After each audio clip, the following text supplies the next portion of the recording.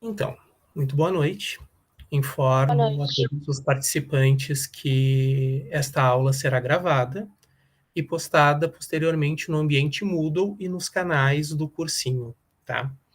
Pedimos a autorização, né, de todos que estão aqui participando para que a gente possa efetuar essa gravação.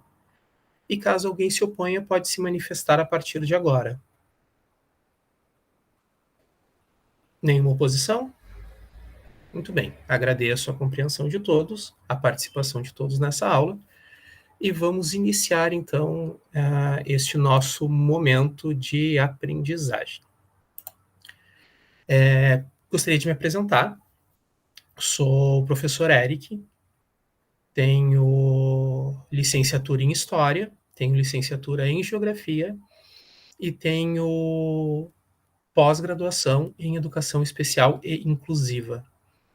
Com vocês aqui no cursinho Conexão, eu vou trabalhar a disciplina de Geografia, principalmente, e vou fazer pequenas participações e aparições com alguns materiais e dicção foi embora, só um momento. Com alguns materiais e tutorias em história, né? E com muita honra vou trabalhar um pouquinho com a professora Luciana dentro da redação. Aula semana passada eu passei por uma extração de sisos, né? Fui lá tirar um pouquinho do meu juízo e então não pude acompanhar a primeira aula, a primeira semana, mas deixei material lá.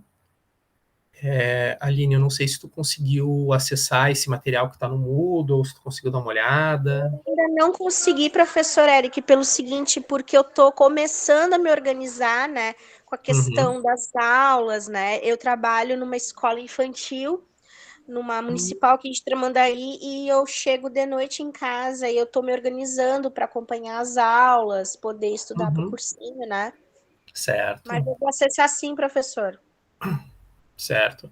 Então, assim, na parte ali no Moodle, tá? Não sei se tu já chegou a acessar o nosso Moodle alguma vez. Ah, sim, para olhar algumas matérias sim, mas eu não cheguei a olhar a sua matéria ainda, professor. Não tem problema, não tem problema. Então, ali no nosso Moodle tem a disciplina de Geografia, né? Estou acessando ali Geografia 2, estão os materiais desse ano. As outras disciplinas de Ciências Humanas e de Geografia têm os materiais dos outros anos, que são materiais também muito bons. Recomendo que tu também possa dar uma olhada neles. Mas o que a gente vai usar aqui esse ano, né? Esses meses a partir de agora, são os que eu estou disponibilizando em Geografia 2, tá? Tem a aula passada é um geralzão, tá? Do que é geografia, quais são as ramificações dela e o que cai no Enem, tá? Assim como alguns conceitos que vão aparecer, independente do tema que a gente trabalhe, esses conceitos vão acabar aparecendo num momento e outro. Então é um apanhadão bem geral, assim, tá? Ficou como texto, porque né, eu não pude acompanhar vocês. E está disponibilizado também a aula de hoje. Né? A aula de hoje é um pouco sobre geopolítica e sobre a divisão internacional de trabalho. Né? Vou aproveitar, então, que tu ainda não conseguiu acessar esse material, vou dar uma passadinha contigo. Já que estamos só nós, vou dar uma passadinha contigo nesse material que ficou disponível ali já da aula passada, e daí a gente introduz nessa, tudo bem? Ok, pode ser, professor. Certo. Eu tô com a janela aqui da sala aberta. Caso atrapalhe vocês o barulho dos carros, vocês só me sinalizem que eu fecho ali, tá bem? Então, tá? Disponibilizei também os planos de aula, tá? Para vocês, alunos. Vocês podem acessar os planos ali, dar uma lida, acompanhar quais são os próximos temas, né? E o materialzinho sempre vai ficar disponível para vocês de qualquer forma, tá? Deixa eu ajustar aqui.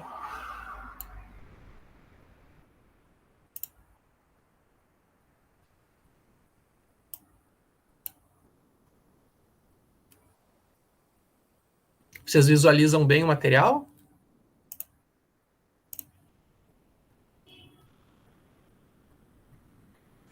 Sim. Certo. Então aqui eu botei separado em arquivos separados, né, mas estou usando um arquivo único aqui para essa aula. Então aqui é os planos de aula, né, tem todos os temas ali, um resumo do tema, né, uma explicação. E aqui, tá? Nossa primeira aula, então, foi sobre os temas e conceitos da geografia, né? Então aqui eu explico um pouco, né, sobre o que é, que a geografia é a ciência responsável por estudar os fenômenos da superfície da Terra, né? Tanto os fenômenos físicos, químicos, biológicos e humanos. Então é uma disciplina que ela conversa com as ciências. Ela é essencialmente uma ciência humana, mas ela conversa muito com as ciências naturais, né? Química, física e biologia. Inclusive, muitos temas que são tratados dentro da ciência, da geografia humana, ela vai ter diálogos fundamentais com as ciências da natureza, né? Então, aqui a gente tem dentro da geografia desde o estudo da vegetação, do relevo, dos territórios, das relações internacionais, também da geolocalização, né? O GPS que a gente usa hoje é fruto dos avanços científicos da geografia, né?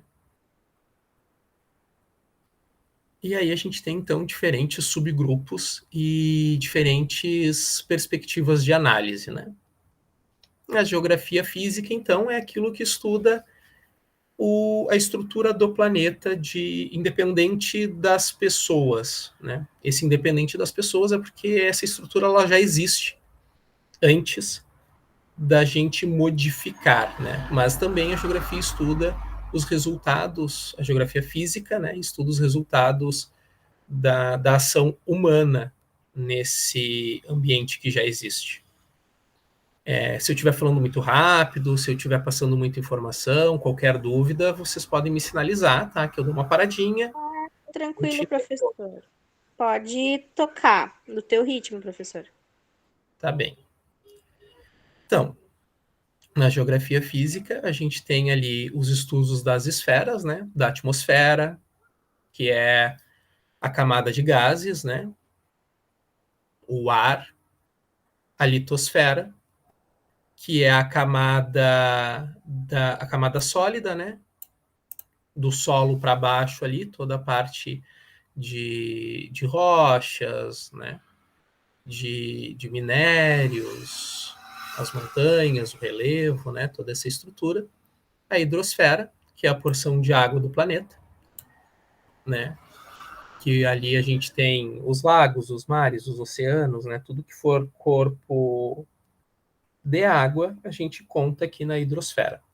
E a biosfera, então, é a parte constituída pelos seres vivos, né? E como parte constituída pelos seres vivos, então, ela interage de maneira direta e constante com a atmosfera, a litosfera e a biosfera, né? Isso aqui são os quatro grandes grupos, né, que a geografia humana que a geografia física acaba trabalhando, né? Dentro desses subgrupos, então a gente tem algumas outras divisões, né? O relevo, como eu comentei antes, a litosfera é a superfície terrestre, né? E é toda a parte tanto visível, né, quanto a parte que a gente não consegue acessar sem materiais específicos, né? Dentro da litosfera, então a gente vai ter o relevo, né? O relevo é tudo isso que a gente observa de uma maneira muito facilitada e natural, né? Um morro, uma montanha, uma colina, uma depressão, né? Esses desenhos que o solo, que as pedras, que as rochas fazem, constituindo então o desenho do planeta, né? O relevo ele vai sofrer erosão de maneira natural ou de maneira humana. Essa erosão vai provocar decomposição do que for soltando, né? A montanha está ali, ela vai sofrendo a erosão, vai caindo as pedrinhas, vai, né, se deslocando. Esse material todo vai se colocando num outro espaço próximo àquela montanha e a partir daí vai gerando um novo relevo, né? Então o relevo é esse movimento constante de alteração. Né, com as ações humanas a gente consegue então promover alterações nesse relevo, né? Sejam de maneira intencional e consciente, né? Como a abertura de um espaço para passar uma rodovia, um carro, né, a limpeza de uma determinada área para a construção de casas, seja de maneira inconsciente, né, através da poluição, provocando, então, a erosão, né, de leitos de rios e que acaba gerando toda uma problemática no meio ambiente, né? Não só leito de rio, mas também toda alteração na questão de matas, florestas, espaços naturais, né? A hidrografia, então, que é o mapeamento do estudo dos corpos hídricos, né?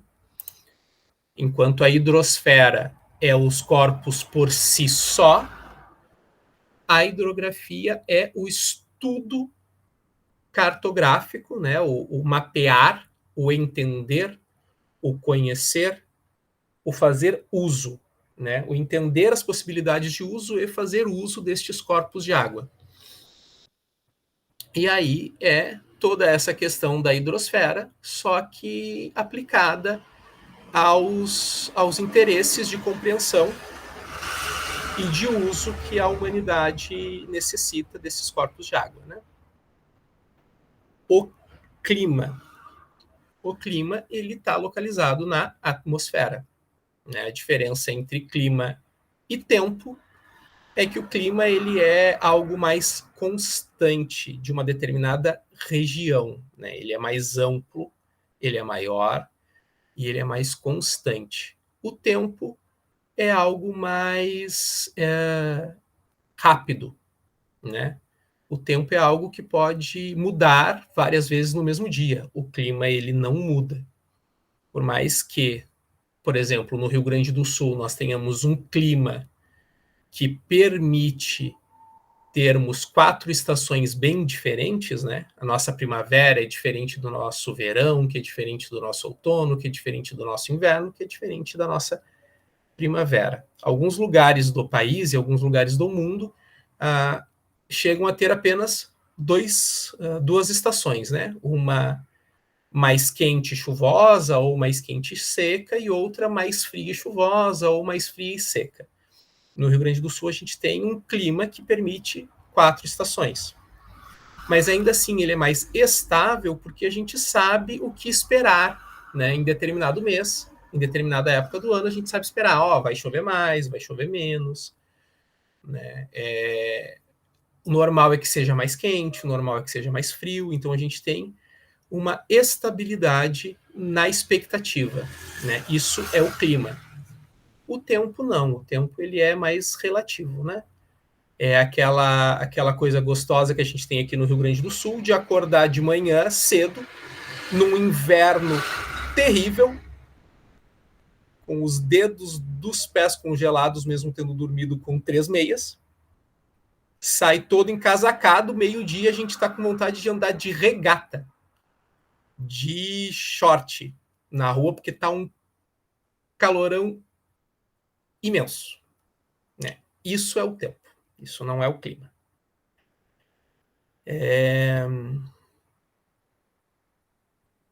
Então, ambos ocorrem na atmosfera, né?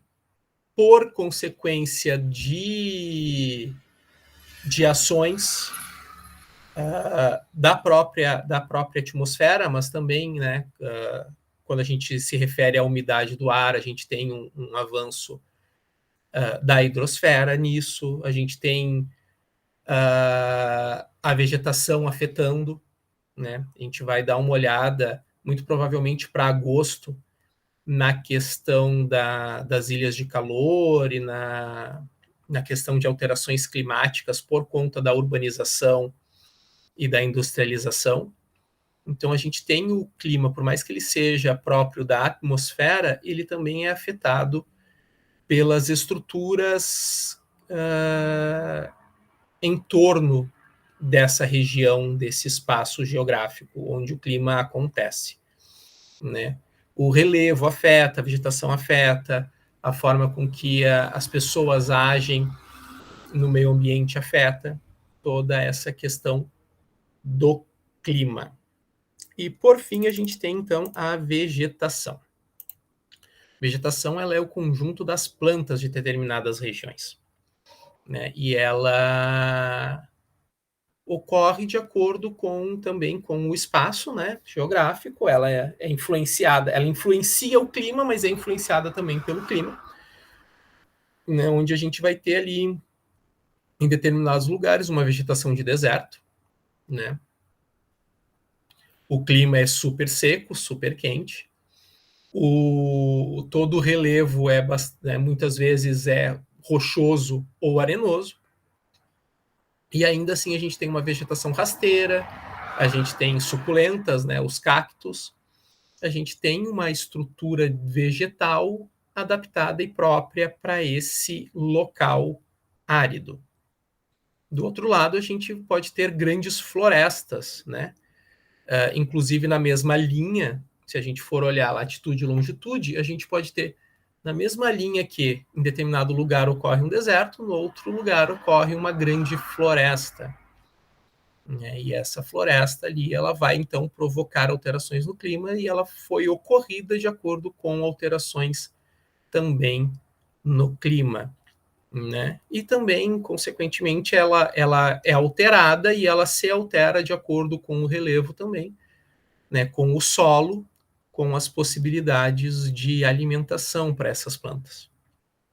Consequentemente, a vegetação também ela traz toda uma estrutura de fauna, né? Não só flora, mas também fauna, porque como diferentes espécies vão se adaptar àquele ambiente, né? Também interfere ali na questão da vegetação. Pois bem, uma coisa aqui que eu não falei, que a gente passou batido, é a questão da paisagem natural, tá? Mas aí eu vou deixar para a gente falar depois ali, quando a gente tiver, depois que a gente finalizar aqui a geografia humana. Por enquanto, tranquilo?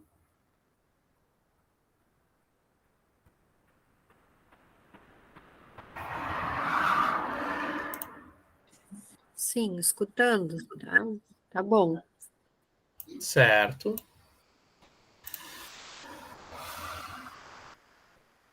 Então, geografia humana, tá?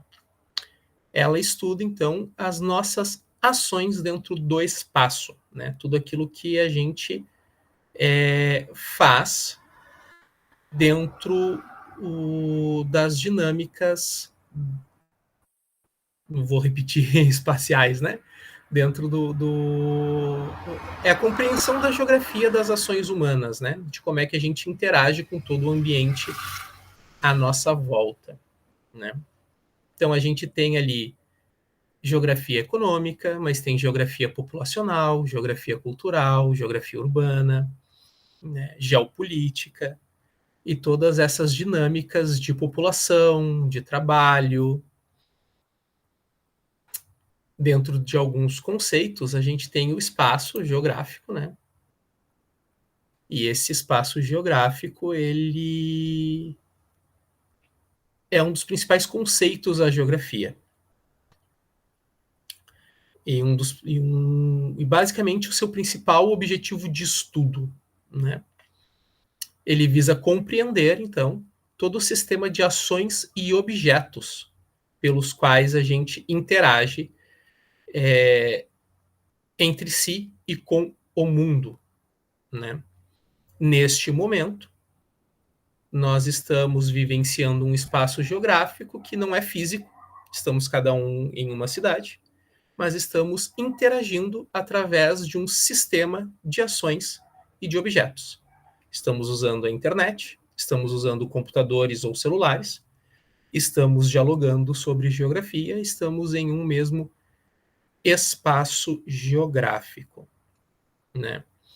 E, na verdade, quem está também, de certa forma, usando a internet neste momento, dentro do espaço e do escopo que nos compete, também faz parte deste mesmo espaço geográfico, né?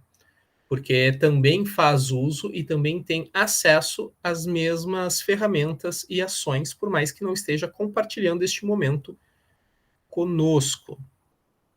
Então, o espaço geográfico é sempre isso, é sempre esse lugar de sistemas de ações e sistemas de objetos, né? O que a gente faz e como a gente interage com tudo à nossa volta.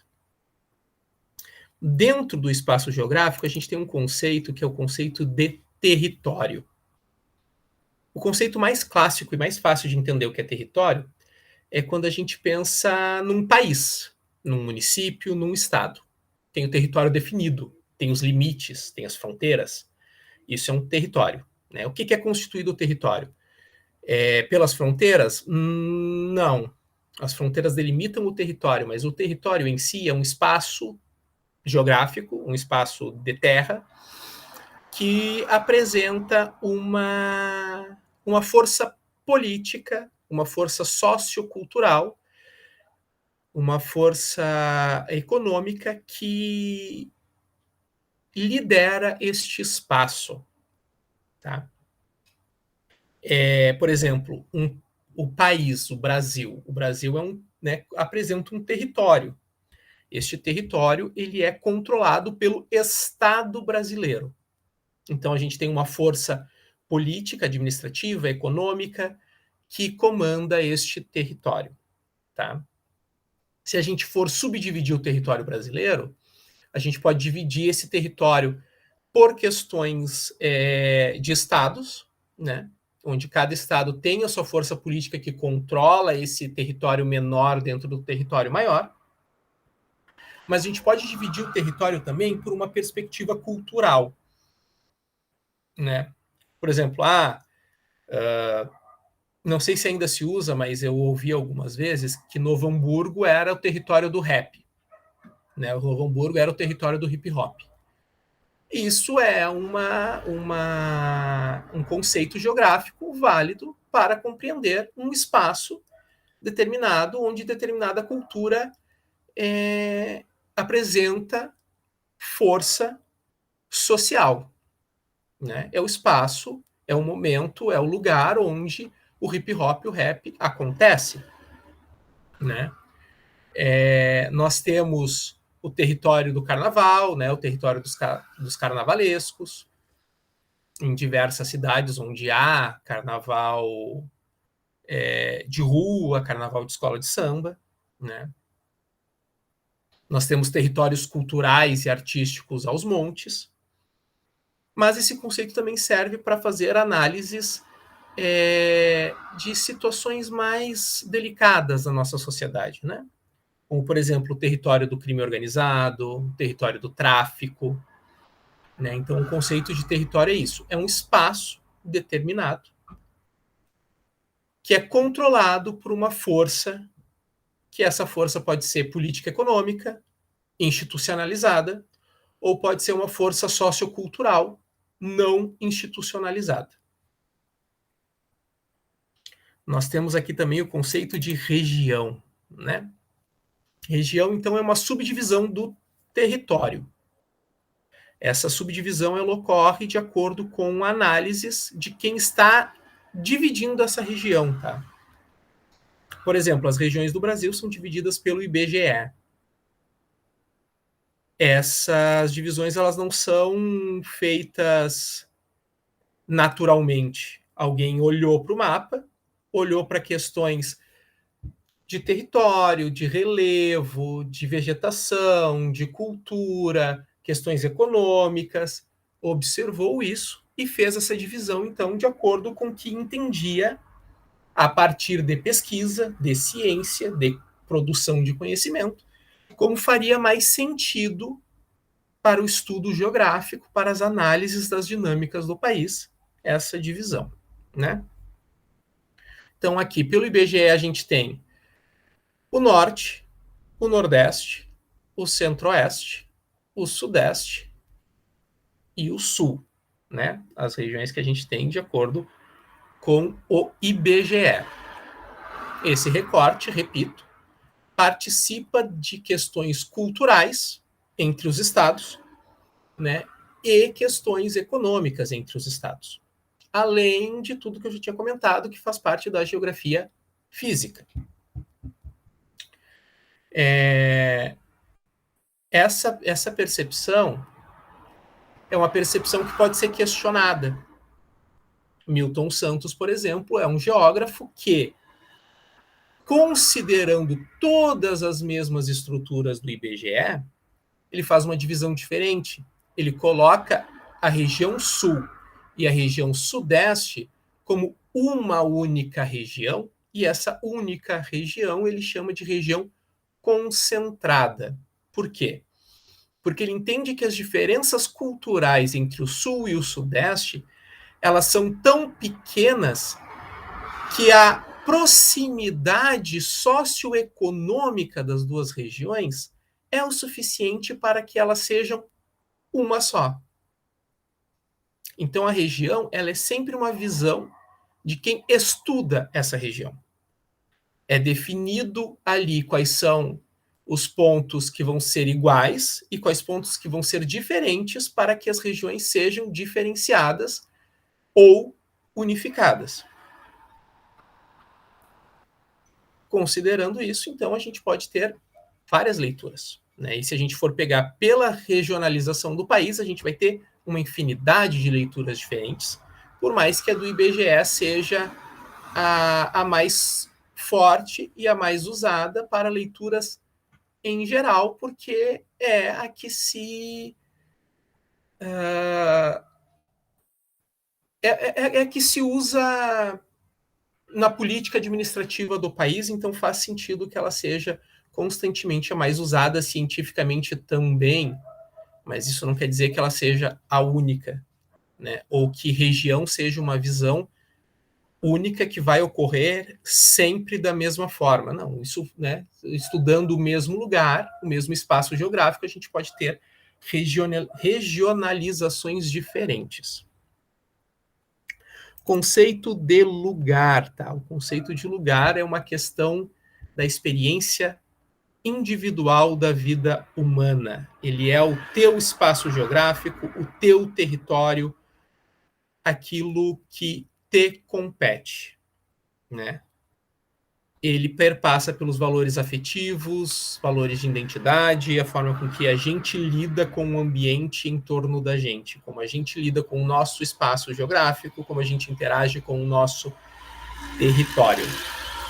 Não vou dar muitas explicações sobre isso, porque é um conceito que ele é bem amplo, justamente por ser tão específico e pessoal, ele é um conceito muito amplo, e aí nos tomaria muito tempo para que a gente possa ver, então, as outras questões que ficaram da primeira aula e da segunda.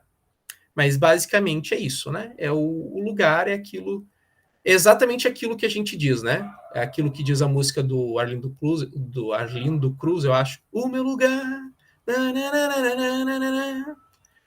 É exatamente essa concepção geográfica, né? É aquilo que nos compete dentro da nossa experiência individual. E aqui a gente vem para paisagem cultural. Tinha comentado em geografia física sobre paisagem natural, e nós temos também a paisagem cultural. O que é paisagem? Paisagem é tudo aquilo que a gente apreende e compreende com os nossos sentidos. Tudo que a gente enxerga, cheira, escuta, toca do ambiente à nossa volta. Isso equivale a todos os espaços onde nós estamos, né? Onde vocês estão, se vocês olharem em volta de vocês, é uma paisagem. Se vocês olharem pela janela, vocês terão outra paisagem. Se vocês digitarem Foz do Iguaçu no Google e abrirem uma foto, vocês terão outra paisagem. Então, é tudo aquilo que nos toca através dos nossos sentidos. Uma pessoa com deficiência visual vai ter acesso à paisagem da mesma forma, por mais que ela não consiga enxergar uma foto. Porque quando ela estiver naquele lugar, ela vai sentir com os demais sentidos dela. Então, a paisagem continua existindo para ela. Isso vale para qualquer questão de deficiência sensorial, né? A paisagem ela não some e as pessoas continuam acessíveis a essa paisagem e a paisagem acessível a estas pessoas como um todo, né? Qual que é a diferença entre paisagem natural e cultural? A diferença é que a paisagem natural ela teve o mínimo possível de alteração humana, né? Então, assim, se a gente for lá para o meio da floresta amazônica, onde quase não passou ninguém, a gente vai ter uma paisagem natural. Se vocês olharem, não sei como é que é a visão da janela de vocês, mas aqui da minha casa, se eu olhar tanto na janela da frente quanto na janela de trás, eu vejo um monte de árvore. Isso é paisagem cultural? Não. Porque no meio dessas árvores tem um monte de casa. Aliás, não é uma paisagem natural. Eu não sei, eu me confundi agora se eu falei se era paisagem. Bom, vou repetir de novo. Vamos lá. Acontece. Eu olho pela janela da minha casa, vejo um monte de árvore. Isso é uma paisagem natural? Não. Isso é uma paisagem cultural. Por quê? Porque tem um monte de casa ali no meio. Ah, eu vou no Jardim Botânico. O Jardim Botânico não tem casa. É só um monte de planta. Né? Ô, planta, você gosta do Raça Negra? É como diria aquele meme, né? Então, na verdade, não é uma paisagem natural. Por quê? Porque houve alteração humana.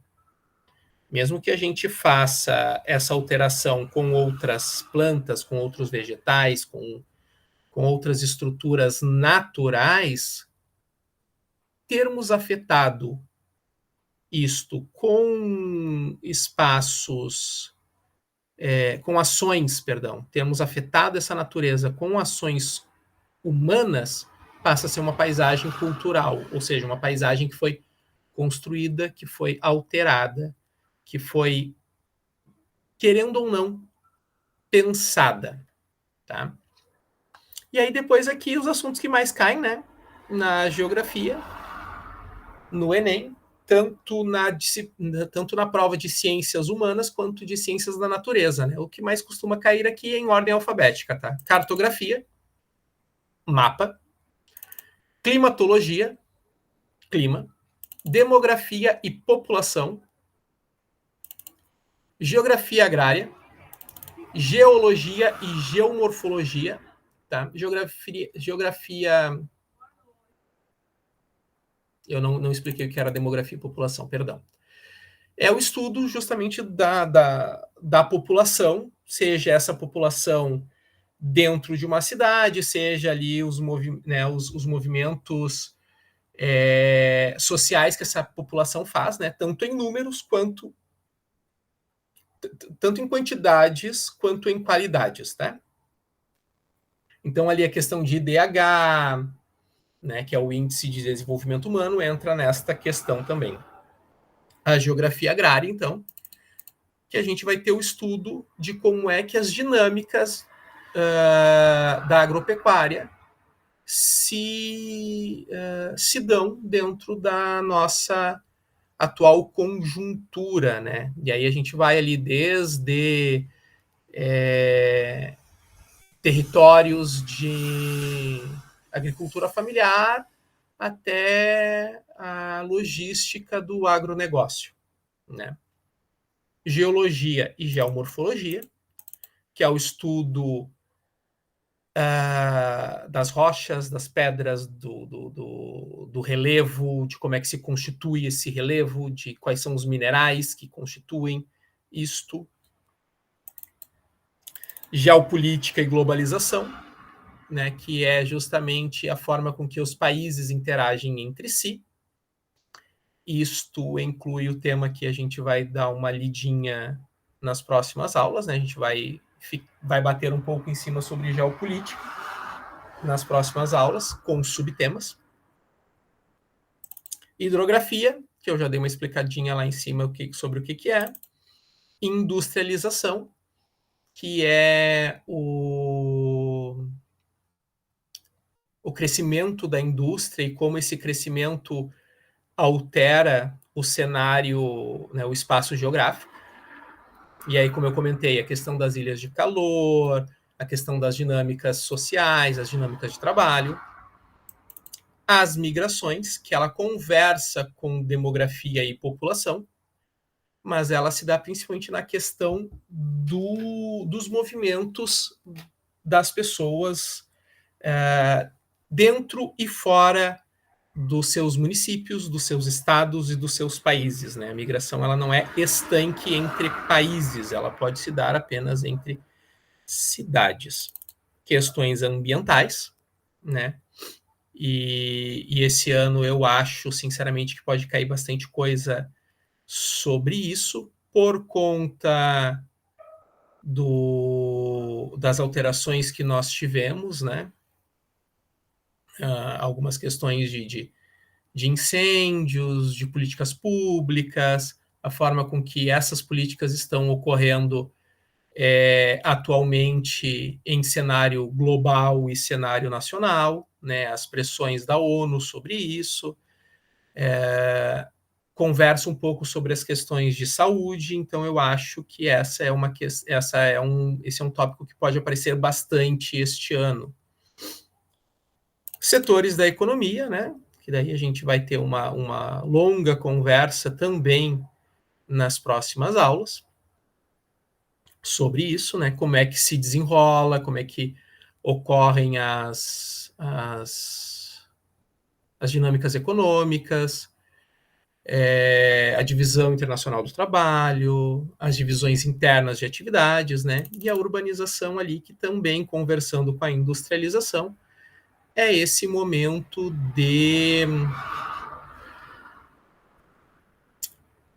da estruturalização das cidades em detrimento do campo e como é que isso afeta todo o aspecto do espaço geográfico, principalmente as questões culturais deste espaço geográfico. Aqui a gente tem algumas dicas de leituras, tá? Que daí são alguns artigos científicos, alguns textos acadêmicos, né? Que eu trago para vocês, caso vocês tenham tempo de dar uma lida, né? Mas eu sempre trago ali um materialzinho a mais. E aqui todas as nossas referências bibliográficas que foram usadas, então.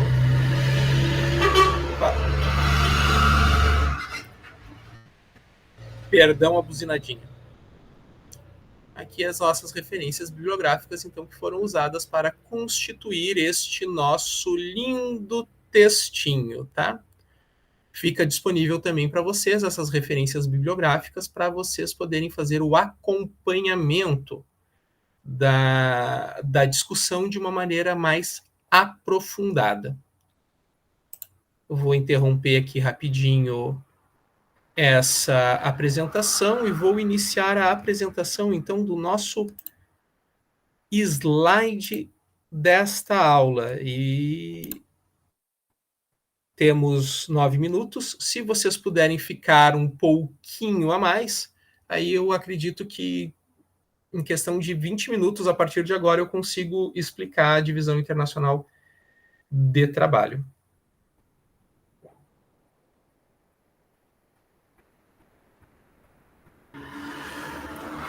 Então,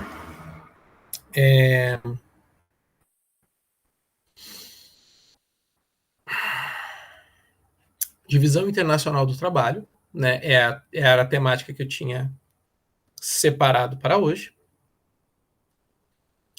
Ela se inicia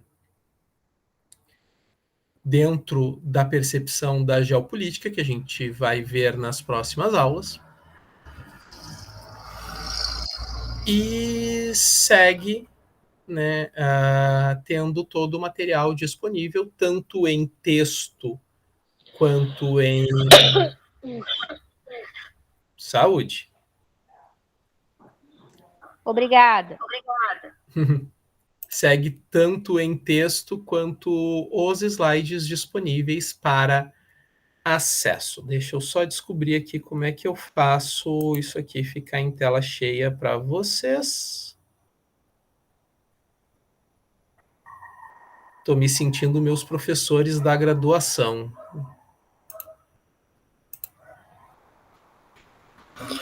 Na apresentação de slides ali, só que daí talvez ele ocupe a tela toda tua, né? Aí tem que dar uma olhada. A apresentação de slides do lado da tua foto, aí. Do Tá, muito começo. obrigado. Não tem problema se ocupar toda a minha tela. O importante é que vocês enxerguem bem. Tá bem visto para vocês? Sim. Sim. Então tá perfeito. Então, geopolítica, né? Como eu estava explicando antes para vocês, o texto disponível ele é mais completo que o PowerPoint. Os slides, a apresentação de slides, ela está um pouco mais condensada, resumida, né? Mas ela tem todos os conteúdos tal qual o texto, né? Mas o texto ele está um pouco mais completo. A geopolítica, então, ela é o campo de estudo das relações e disputas entre os diferentes estados, independente da distância entre suas fronteiras, né? Ou seja, essa situação do BRICS, né? Brasil, Rússia, Índia, China e África do Sul, ela é uma situação geopolítica. E são países que estão em continentes diferentes, né? O Brasil e a Rússia têm uma distância considerável, o Brasil e a China têm uma distância considerável. E nem por isso eles deixam de ter um relacionamento geopolítico, né? Esses fenômenos históricos e políticos, eles acontecem entre a geografia, as relações internacionais e as dinâmicas globais de poder, né?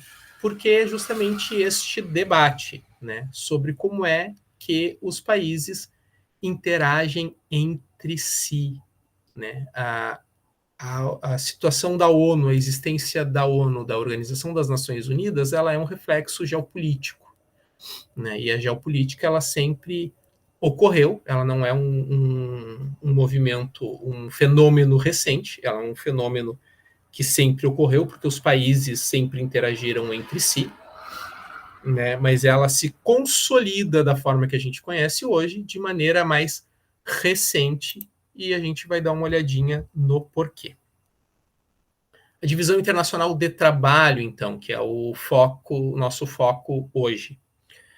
Ela é a distribuição dos papéis dos países, né? O que cada país vai fazer, quais as atividades econômicas principais que ele vai oferecer, né?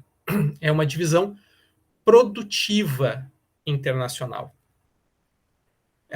Nós temos essa divisão, às vezes, ocorrendo dentro dos países também, né? De uma maneira facilitada para explicar, nós temos um município, tá? Esse município tem uma região rural, onde tem assim uma bonita plantação de churrasco, né? O pessoal cria vaca lá e produz leite dentro da zona rural. Então, na zona rural tem apenas uma atividade específica, que é a de produção de leite. Mas nesse mesmo município, na área urbana, tem uma fábrica, tem uma indústria que manipula o leite. Então a gente já tem ali uma outra divisão, né? Uma outra atividade.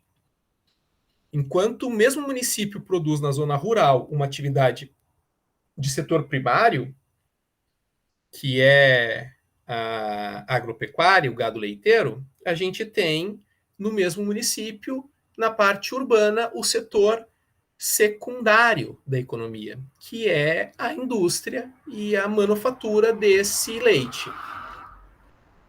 Isso aí a gente estende, então, para as dinâmicas internacionais, né?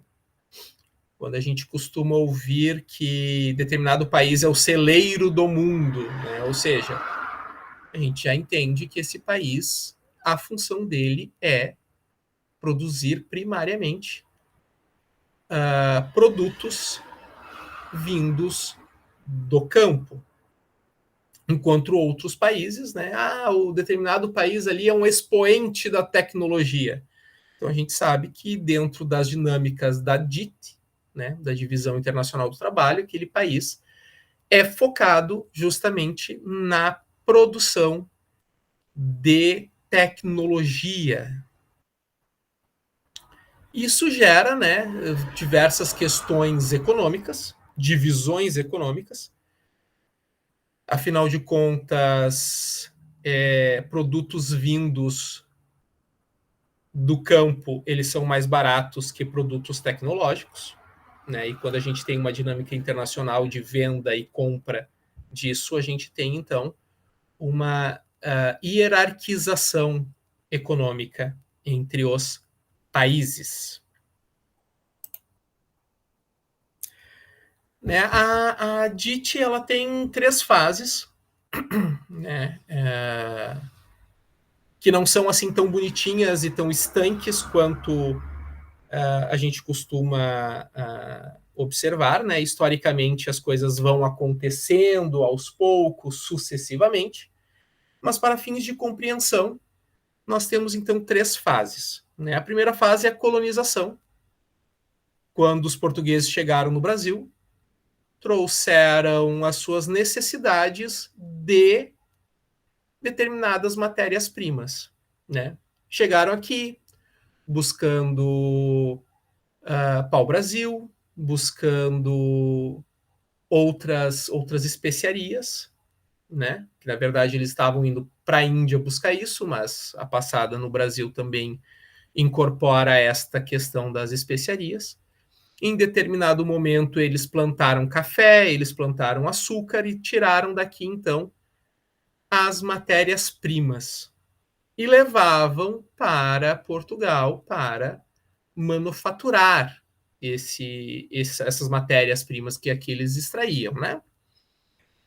A tinta do pau-brasil, a manipulação do ouro, a manipulação, né, da cana-de-açúcar. Em determinado momento, isso até acontece no território brasileiro, mas ainda assim muito controlado pela metrópole. Né? A nossa função aqui era ser espaço de plantio, de extração de matérias-primas. Né? A nossa função não era manufaturar, porque quem manufaturava mesmo era a metrópole, mesmo que quando em território brasileiro, porque quem ganhava os lucros dessa manufatura era a metrópole. A gente ficava aqui apenas com a questão da exploração, tanto das matérias-primas quanto da mão de obra escravizada. Né? Visto isso, a gente pode observar que durante a Revolução Industrial, quem é que detinha as grandes fábricas e as grandes indústrias? Quem é que detinha o sistema fabril? Tanto o inicial lá na indústria têxtil, quanto todo esse movimento do sistema fabril até indústrias mais próximas com aquilo que a gente conhece hoje. Justamente a Europa, justamente as metrópoles que daqui extraíam suas matérias-primas. Então, enquanto a Europa se industrializava, ela continuava olhando para as antigas colônias, agora muitas vezes países independentes,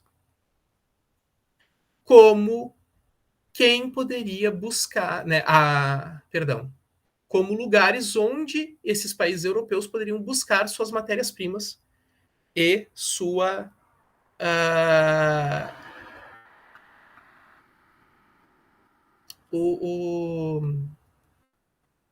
me fugiu a palavra. Bom, poderia buscar então suas matérias-primas para levar para a Europa e lá industrializar. né? Então, eles buscavam nos países, por exemplo, nas plantações de algodão, eles buscavam o algodão, levavam para a Europa, produziam os tecidos, e lá dos tecidos produzidos, eles vendiam de volta para os países que produziam o algodão. Já tecidos de melhor qualidade do que um tecido feito dentro de um sistema fabril mais rudimentar, né? Isso provoca, né, a Revolução Industrial, ela provoca um grande boom econômico. Por quê? Porque tu consegue produzir muito mais rápido, com muito mais qualidade e muito mais barato, provocando, assim, um aumento na necessidade comercial. Isso é uma das coisas que faz com que as colônias deixem de ser colônias, porque tu precisa ter para quem vender, né? E colônia não compra de metrópole, não na quantidade que os países europeus tinham interesses em vender. Então, tu precisa de uma outra dinâmica, e essa dinâmica passa, então, pela questão de uma visão diferente de como é que os países iam interagir política e economicamente. E agora, né, no capitalismo atual, nós temos essa industrialização, ela evoluiu ao ponto de que os grandes países ricos detêm uma alta produção tecnológica e condições de investimento e empréstimo para países pobres. E dentro dos países pobres, nós temos tanto os subdesenvolvidos, focados exclusivamente em produtos primários, né, matéria-prima, em produtos industrializados de baixa complexidade, ou seja, coisas super simples de se fazer, geralmente ferramentas, e mão de obra barata. Enquanto os países em desenvolvimento são países que apresentam juros, apresentam lucros, apresentam produtos industrializados que não são de alta tecnologia, são produtos, alguns produtos sim de tecnologia, mas não são produtos criados com grande investimento em pesquisa, né? Os computadores brasileiros geralmente usam tecnologia vindas de fora, não tecnologias criadas no Brasil, por exemplo. E ainda assim são países que, por ter essa estrutura, são países que atraem a atenção dos países desenvolvidos, né? Então, o que é interessante? Tu coloca uma fábrica, uma indústria num país subdesenvolvido, onde tu vai pagar pouco para ter uma produção alta. E se tu quer alguma coisa mais refinada, tu coloca então num país em desenvolvimento. Porque ele vai te gerar juro e lucro, e não só juro e lucro na bolsa de valores, e não só na venda do produto final, né, naquele radinho de pilha que a gente compra pelo AliExpress, né? Radinho de pilha não, pelo amor de Deus, né, gente? A caixinha de marca duvidosa, né, que a gente liga no Bluetooth do celular. Radinho de pilha. Tô entregando a minha idade.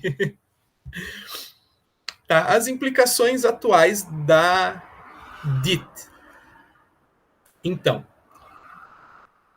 questão das novas tecnologias, né? Nós temos os países produtores e os países consumidores de tecnologia.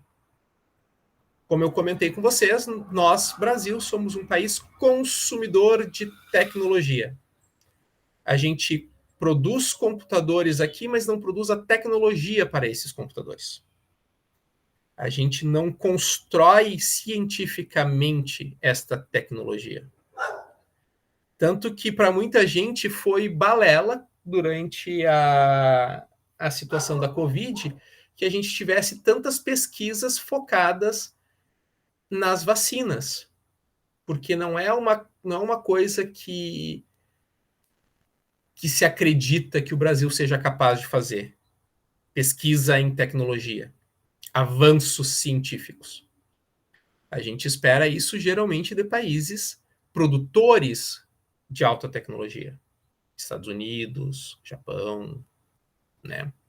Os países desenvolvidos que têm justamente avanço e investimento na produção tecnológica. Por isso o interesse, muitas vezes, de fazer intercâmbios, né? Pô, estou num mestrado, estou num doutorado, vou fazer um intercâmbio para determinado país para estudar a minha área lá fora. Justamente porque a gente, né, em premissa, a gente teria acesso a uma estrutura de investimento e de interesse tecnológico diferente do que ocorre nos países mais pobres, né? Os países, então, consumidores de tecnologia são os países em desenvolvimento ou países emergentes e também os países subdesenvolvidos. Os países subdesenvolvidos, a gente tem toda a questão da terceirização, a mão de obra barata, o processo produtivo barato, né? Geralmente pouco imposto, um favorecimento imenso para a entrada de empresas que produzam pedaços e não o produto final, né? Então, tu vai ali, tu abre uma empresa em determinado lugar para fazer determinada placa, aquela fábrica só produz aquela placa vai para outro país, para então que seja montado nesse outro país o computador, seja o computador de bordo do carro, seja uma parte de um computador de mesa, seja uma parte de um celular. E aí, nós temos então os países em desenvolvimento que pagam caro pela tecnologia e vendem barato os seus produtos finais, né? Então a gente compra a tecnologia em si e não só as peças de montagem, mas o que a gente produz com essa tecnologia em si, ela acaba sendo mais barata do que essa mesma tecnologia quando ela é produzida num país que não precisou comprar essa tecnologia, que produziu por conta essa tecnologia. Por isso, o interesse constante da legislação brasileira em garantir o mercado interno, né? E nesse sentido precisamos produzir aqui, precisamos garantir que não venha de fora para que a gente possa produzir a tecnologia aqui, né? Que é um dos debates, por exemplo, sobre não o marco da internet, o marco dos videogames. Né? Inclusive a interpretação, então, que se pretende ter de que os videogames deveriam passar por investimento de pesquisa, né? Justamente nesse intuito de garantir o mercado interno para que a tecnologia seja produzida aqui e que o produto final decorrente dessa tecnologia ganhe valor internacional, não apenas interno. Dito isso, a gente tem a questão das multinacionais, né? Elas são fundadas em países ricos, elas financiam a industrialização em países pobres, e aí elas se valem, né, da mão de obra barata, das vantagens financeiras que eu já tinha explicado, né? E arrecadam os lucros e migram eles para os países de origem onde elas estão sediadas, né? Os grandes lucros da Ford no Brasil não ficam com o Brasil. Vão para onde estão os principais investimentos dos acionistas da Ford.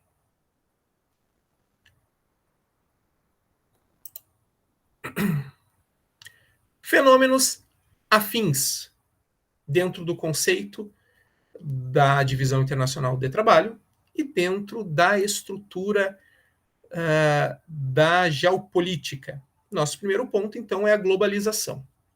Né? A globalização é justamente a forma com que os países interagem por conta do fluxo financeiro, econômico, populacional, informativo e cultural.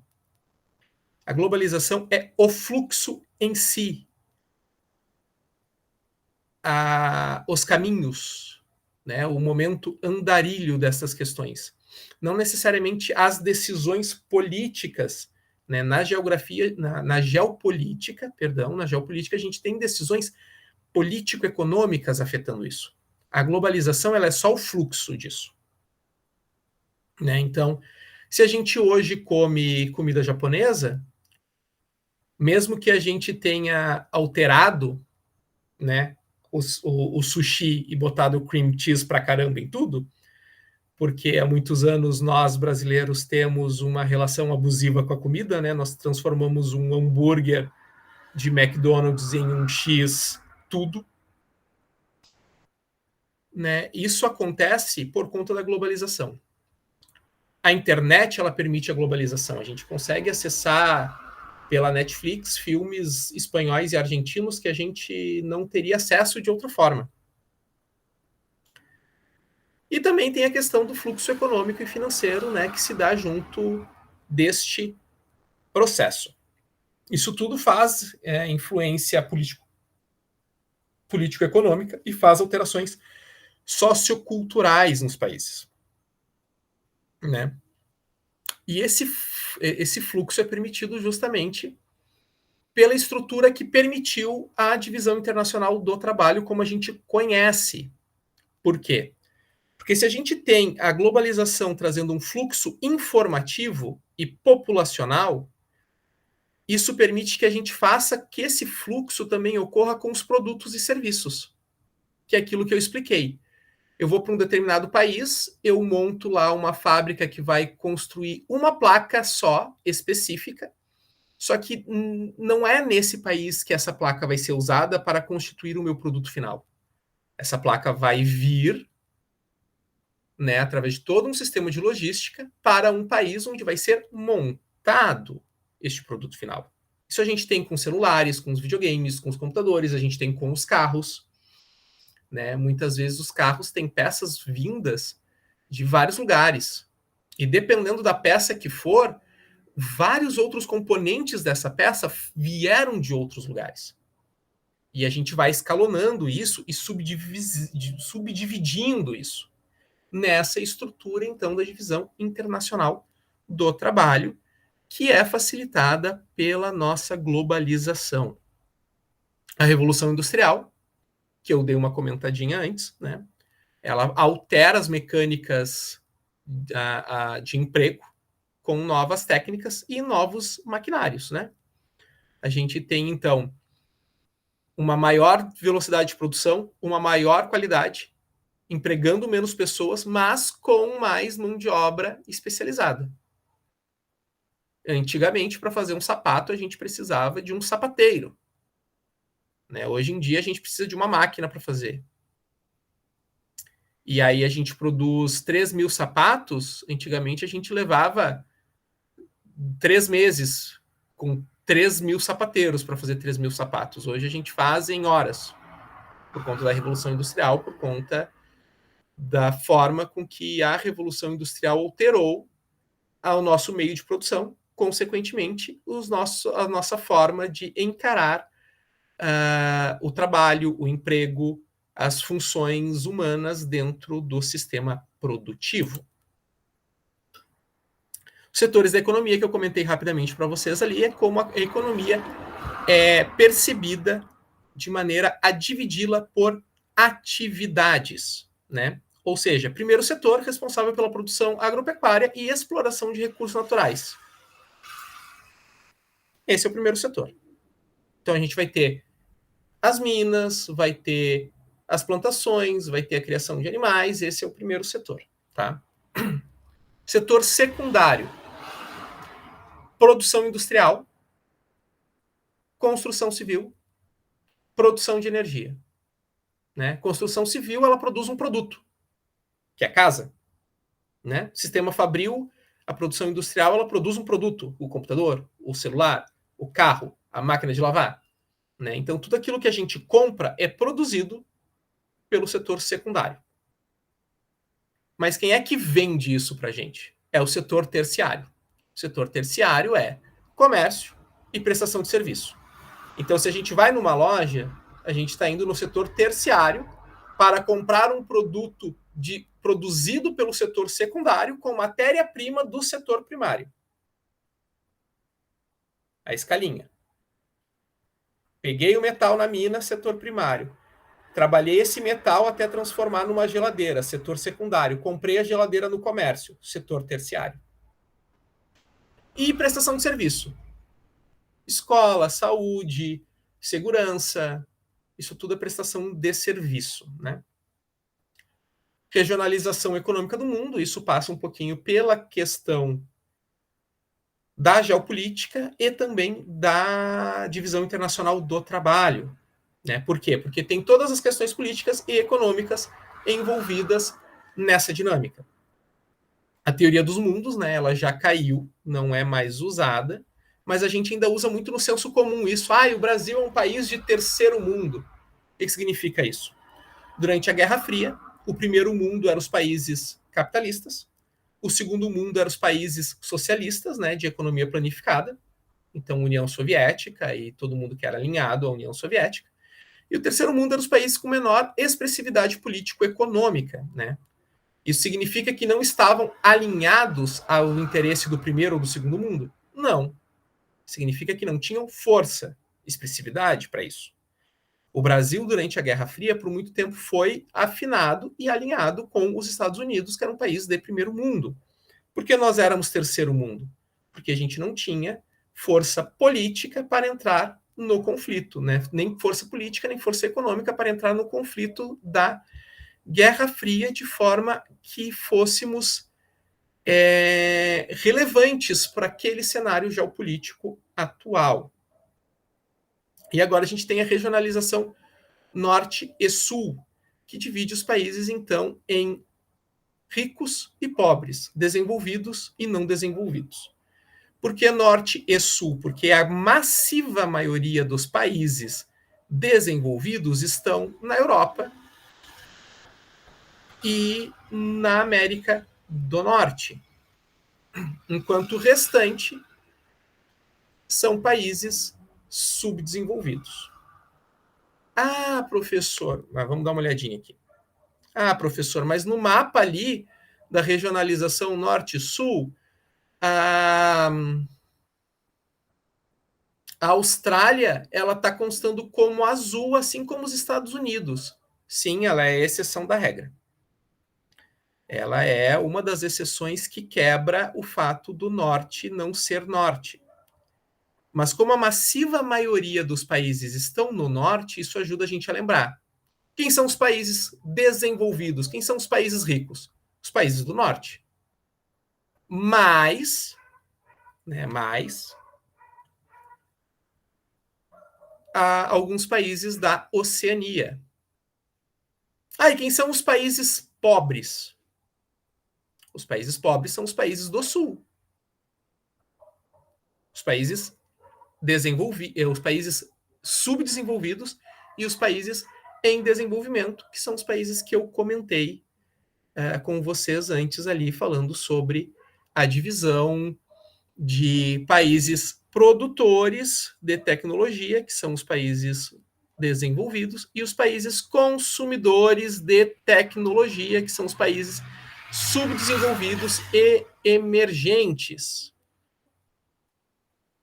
Professor, mas ali logo em cima do país tem um pontinho azul. Sim, o pontinho azul é a Guiana Francesa. A Guiana Francesa é a nossa divisa do Brasil com a França. A Guiana Francesa é território francês. Eles são parte da Europa, por incrível que possa parecer. Então, aqui nós temos as imagens, né, que foram usadas aqui para fazer esse lindo layout. Eu espero que vocês tenham gostado. Me esforcei muito para fazer o meu melhor. E todas as nossas referências bibliográficas. Agora eu passo a palavra para a ti, Aline.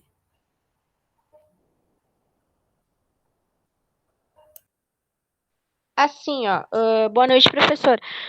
A última explicação que tu estava fazendo a respeito da Guiana Francesa, pode cair alguma pergunta no Enem a respeito com essa questão da pegadinha que tu falou? A fronteira do Brasil com a França é a Guiana Francesa, alguma coisa assim nesse sentido? Olha, como pegadinha eu acho difícil, tá? Como uma pergunta sem contexto eu acho muito difícil. Contextualizada sim, quando a gente considera as questões de fronteira, de território, de dinâmicas entre países, né? Se tiver alguma coisa ali sobre a possibilidade de, por exemplo, tá? Estou conjecturando, tá? A gente tem ali, por exemplo, uma pergunta sobre as possibilidades do Mercosul se expandir pela América do Sul inteira, tá? E aí pode aparecer isso, né? Essa questão de alguma forma, tipo assim, por que não poderia se expandir para todos os países, para todos os territórios da América do Sul? Bom, não pode se expandir por conta da Guiana Francesa ser parte da União Europeia, né? Alguma coisa nessa pegada, assim, nessa estrutura contextualizada, tá? Como um pega-ratão, como uma coisa muito solta, eu acho muito difícil, porque, sinceramente, eu não consigo me recordar alguma vez que isso tenha sido tópico, porque, geograficamente falando, é uma questão muito individual, muito pequena quando a gente trabalha com a perspectiva geopolítica, principalmente geopolítica brasileira, né? Então, assim, é possível que caia alguma coisa sobre, mas bem contextualizada. Certo, entendi. Bom, da minha parte é isso. Eu não sei se vocês têm alguma dúvida, se vocês gostariam de fazer mais alguma pergunta.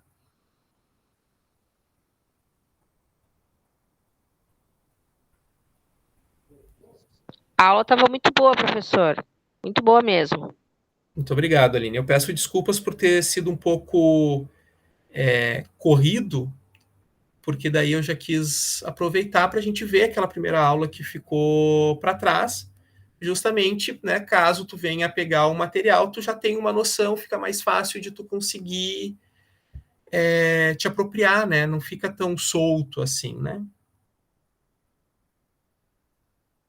Bom, mas é isso então. Muito obrigado por hoje. Agradeço muito a atenção de vocês. Aviso que, tanto para a Aline que está aqui conosco, quanto para quem for assistir esta aula gravada, temos os fóruns, tá? Eu estou abrindo toda a aula que eu disponibilizo lá, eu abro um fórum de tira dúvidas. Qualquer coisa, vocês podem me acessar por lá, perguntar, tá? Também disponibilizei o meu WhatsApp lá, qualquer coisa vocês podem me procurar pelo WhatsApp, né? Eu dou preferência ao fórum porque daí fica acessível todas as dúvidas, né?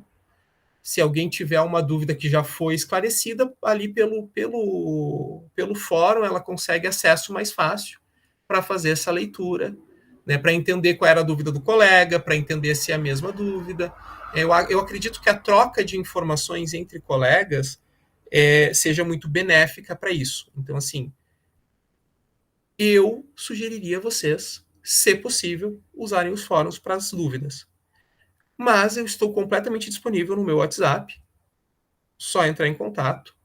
Pelo e-mail também, estou completamente disponível pelo meu e-mail. Vocês podem me acessar a qualquer momento. Posso demorar para responder, mas eu responderei com todo o prazer do mundo.